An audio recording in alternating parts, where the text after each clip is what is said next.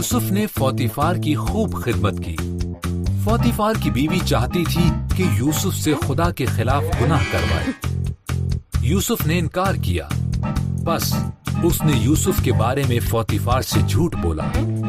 फौतीफार ने उसका यकीन किया और यूसुफ को कैद में डाल दिया।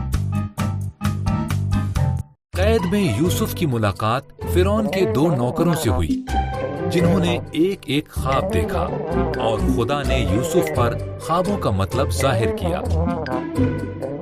यूसुफ की ताबीर हंसी साबित हुई। साकी आजाद हुआ, हंसी हो गई, और नानपस को फांसी हो गई। 2 साल बाद फिरौन ने 2 खौफनाक ख्वाब देखे। साकी को यूसुफ याद आया कि यूसुफ ने उसके लिए क्या किया था और उसने फिरौन को बताया।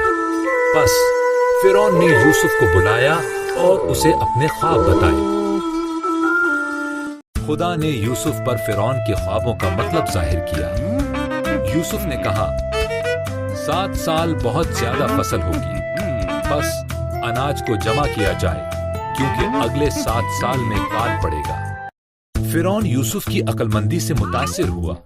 बस उसने यूसुफ को अनाज जमा करने का हाकिम बना दिया। फिरौन के अलावा मिस्र में यूसुफ से ज्यादा किसी के पास इख्तियार न था। यूसुफ के भाई मिस्र में अनाज लेने के लिए आए।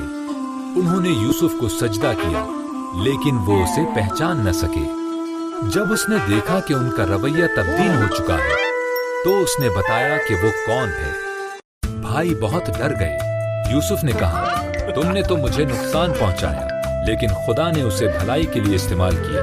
सारे खानदान को मिस्र में ले आओ, यहाँ वाफिर मिकदार में खुराक है।